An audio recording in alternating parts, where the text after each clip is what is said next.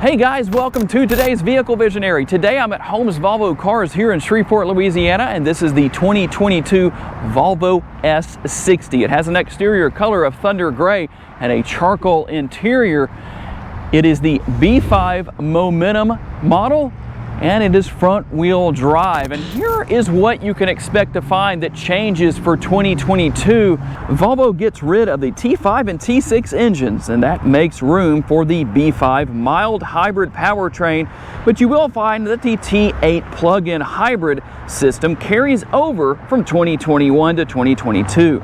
There are new paint and wheel options offered, and the Momentum trim level loses the standard front fog lights, and trims above no longer have a compass built into the rear view mirror. The R-Design inscription and Polestar trims get a standard wireless device charger, and equipment offerings are reshuffled with features such as enhanced air filtration, a heated steering wheel, rear door child locks, and headlight washer nozzles being relegated to different option packages. So let's start with a quick exterior tour. You do have the LED headlights, the daytime running lights. You're also going to have those fog lights down there on the bottom. 18-inch wheels that look pretty sporty, I would say. This is considered a compact luxury sedan, by the way. And with this thunder gray exterior color, I must say, I really like the fact that you have the black upper and lower grills here. That really sets off the overall color and design of the vehicle, and just the overall design as you look right here. So what you're gonna have is the housing for the fog lights, and that's gonna work all the way around, a continuous kind of line almost, if you will, all the way around the lower portion of the front bumper. It just looks right that way. And a very common question that I get if I don't answer it in the video or talk about it, and it's kind of hard to see today because it's a bit bright out here, but I think you can see it. Does the side view mirrors, or do these side view mirrors, have turn signal indicators built in? And of course the answer to that question is going to be a resounding yes. Here is what the remote looks like for 2022. There are no changes there, but just so you can see, I will hit the button right there, and you can see those are power folding side view mirrors. And under the hood, let's take a look at what you have right here. You do have the hydraulic struts to lift the hood right there, a power assist really. And here is the 2-liter turbocharged direct injection 4-cylinder. It makes 247 horsepower and 258 pound-feet of torque. And I said earlier, this is a front-wheel drive model.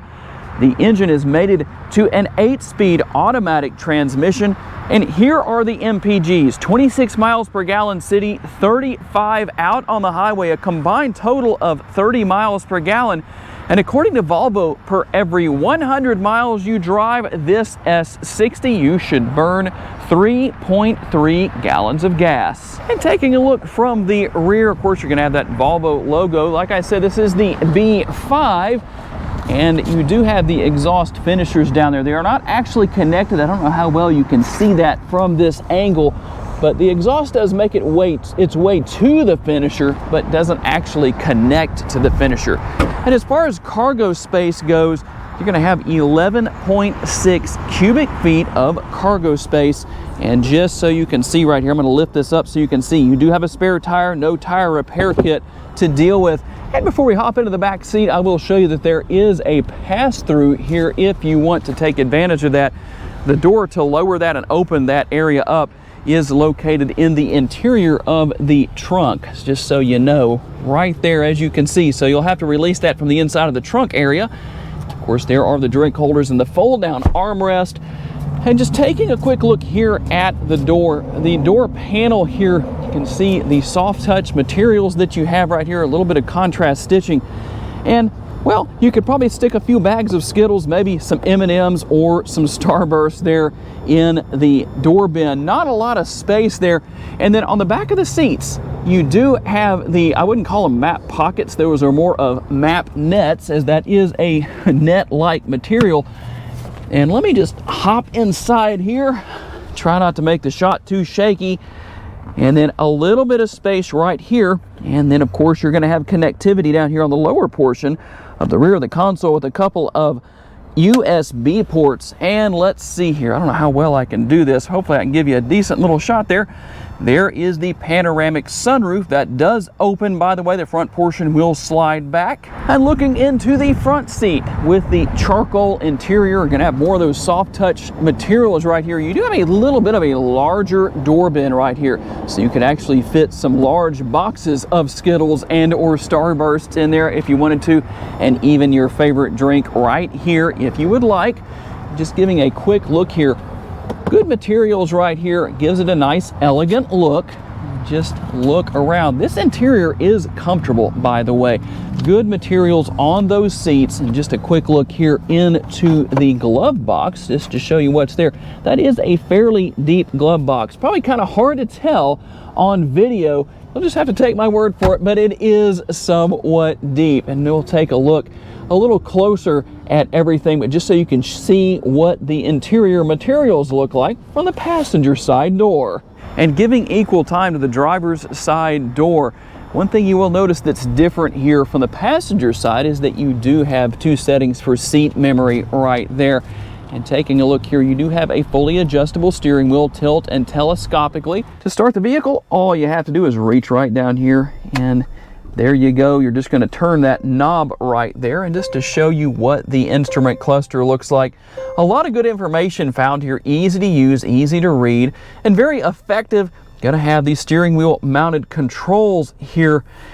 And right here, of course, one of the most underused options on a vehicle. If your vehicle has this lever on the right hand, or excuse me, the left hand side of the steering wheel, that's called the blinker lever. And you can push that up and see that arrow blinking to the right, and then when you push it into the down position, it starts blinking to the left. That's how you turn your blinkers on and let people around you know what you're doing, just in case you always wondered. And if you had never been able to afford that option, maybe your next vehicle will have it and you can use it. Of course, there's more functionality there than just things I can be sarcastic about. You should be laughing at this point in the video if you've made it this far. You control the functionality of the headlights and turning those fog lights on and off, which is done right there. And then, of course, on this side, I can't say sarcastic things about the windshield wiper lever and control right there, but there it is nonetheless. And just a quick look here at the overall steering wheel. A nice looking steering wheel, of course, having that Volvo logo right there. And here is the infotainment screen. A lot of people say this is difficult to use. I've driven enough of these Volvo models where I'm pretty used to it, and honestly, I don't think it's that hard. And here are your safety features. I'm not going to go through all those one by one, but one thing about it is you've got all the safety features up there. You've got a few more down here just to see what those are. But let me go back up here. One of the things about this car, of course, it's going to have a backup camera. I'm going to go into reverse. Let's see if we can get that. There we go. And you have a few different options. You can zoom in, different things like that. Now I'm going to put the car back in park. We're going to get out of this screen. The good thing about it is you don't have to be in reverse to use your camera. So let's see, let's push that one more time. There we go. You can see it does come back up. And if you want to get back to the main screen, here is how you do it. Now, one thing you might have noticed down here is you don't have the selector for the driving modes anymore. Something else that's changed for 2022, but that's because it's right here. And so you're just going to select the same way basically as you would before, and then you can get out of that screen, or it's going to go out by itself. You basically see what happens. You have dual zone climate control here, and of course, like I said, and have wireless charging. You have a 12-volt power outlet right there that you could use an adapter and turn that into a USB if you'd like to. Here is the shifter, of course, very easy to use, easy to figure out. And if you happen to, let's just put this car into drive real quick. If you happen to shut the engine off without remembering to push park right there, it's automatically going to go into park anyway. I'm going to start back up real quick. And if you want to hide everything away right there, you can do that. Just if you want to conceal a little bit more of that wood grain material right there that we saw on the passenger side on the dashboard. And as far as storage space goes in the console, kind of give you an idea of what's there. And you have two USB ports. If you're wondering, where are my USB ports? Are there any? Well, there you go. There's the answer. You have 4 total in this vehicle, the 2 in the rear and the 2 here in the front seat. And here is the control for the power sunroof, or the panoramic sunroof, I should say. And I do have the shade drawn, so you do have a shade there if you wish to take advantage of that.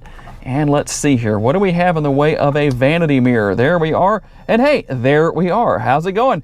Get to see us in real time there. And let's pull this back just so we can show you how that works. Now, it does only go to this point. You can't actually move that back, so you are a little bit limited on that, but honestly, I think that is a big enough shade to where it shouldn't be a problem, even though you can't move the shade back and forth. Okay, as we get out on the test drive, I'm always trying to get a better angle for the test drive, and in this particular vehicle it wasn't hard to do because of the sunroof. So tell me if you like this angle. I know I can't please everybody, but just tell me what you think. If you like this, a little bit better view of the dashboard, and you can still see out of the windshield as well. So one thing about driving this car, as we're driving down the road, I almost forgot to mention something that is within the infotainment screen, and that is the fact that if you want to, there's actually an option here to actually push one of these options on the screen, and you can put the rear headrests down if they happen to be in your way, or whatever the case is. If there's no one sitting in the back seat, obviously that is a nice option. And there are some options that come with this model that I will list on the screen that I didn't cover earlier, just so we don't make the video any longer than it has to be. It's just easier to kind of just inlay it into the video. But some of the options and features that you can expect with at least this particular model, this particular trim level, if it's something you so desire. Now, I am driving in dynamic mode, so we're driving with the best performance possible. And while 247 horsepower may not seem like a lot of horsepower, it does a great job of getting this car down the road with absolutely no problems whatsoever. But as is always the case, if you're looking to save gas, this is definitely something you should consider with that lower amount of horsepower. And the mild hybrid powertrain, of course, is going to contribute to that. And you might wonder, well, what exactly is a mild hybrid powertrain? Tom, tell us about that. What that means is when you're coming to a stop, or you come to a stop, then the hybrid end of the powertrain will take over. So it will basically shut the gas engine off, and, well, supposed to save some gas for you. You would think it's an auto stop start feature, but not really. It's something a little bit different. But ultimately what that means is that you don't drive the same way you would in EV mode in other mild hybrid, or hybrid vehicles, I should say. That's why it's called a mild hybrid powertrain. Now, as we get out onto the road here, let's make sure we can do this safely, because some of the drivers around here are not the best. Little acceleration test. Drop the loud pedal to the floor, and, well, it doesn't sound like I'm going all that terribly fast, but I need to slow down because I got up to a little bit higher above the speed limit than I had planned to. So it's a little bit deceptive as to how well this car gets down the road. This S60 accelerates just fine. And yes, it is just me in the car right now. If I had some other people in the car, maybe some cargo in the trunk area, how much of a difference would that make? Well, I can't really say for sure, just because of the fact that don't have those things right here. But I have to say, one thing I really like here, everything's comfortable. The steering wheel leather wrapped, as you might be able to see on the screen. I'm not sure that it's going to show that very well through your point of view from the camera, but it is a comfortable leather wrapped steering wheel. You've got the heated front seats. The seats are comfortable. There is a little bit of bolstering on one side, maybe a little bit on the other as well. Just kind of feeling around. You have more on the inside of the seat than you do on the outside, but of course this is by no means a high performance vehicle, but it is there nonetheless to keep the driver and passenger comfortable when driving down the road and, well, essentially in place. And I'm driving a little under the speed limit now, and I'm going to get on the gas here. No problems getting down the road whatsoever, and I didn't even maybe got to quarter throttle. I don't know. What about the overall ride quality itself? Well, it's good. It's not necessarily cushy, but it's not going to beat you to death either. Kind of a middle of the road experience. Now, it also depends. You got to take, when I say things like that, you got to kind of take that with the grain of salt of this information. That kind of new terminology there. I'm probably going to hear all about that in the comments, but take it for what it's worth. It's probably a better way to put it. Depending on what the person reviewing the vehicle, such as myself today, is used to driving, well, they might tell you that a vehicle rides better or worse than it would if you drove it. So when it comes to the test drive, that's one of the knocks on these car review videos on YouTube. It's really hard to know for sure. I mean, there's things I can tell you and talk about, tell you my experiences and stuff like that, but you really have to experience it for yourself. So I'm going to tell you that this car rides very well.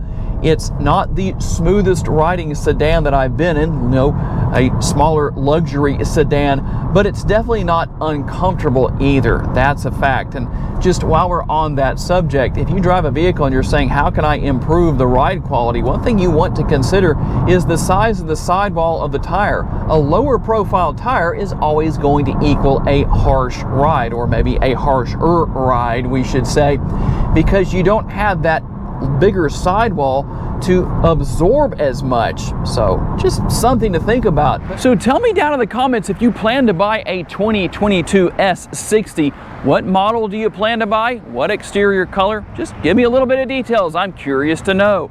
Gotta say a special thanks to my friends here at Holmes Volvo Cars for loaning me this model for the day, and all of you for being kind enough to give me the opportunity to give you a vision for your next vehicle. If you enjoyed this video, make sure to check out another of the videos that's right over here on the screen right now, and I'll see you there.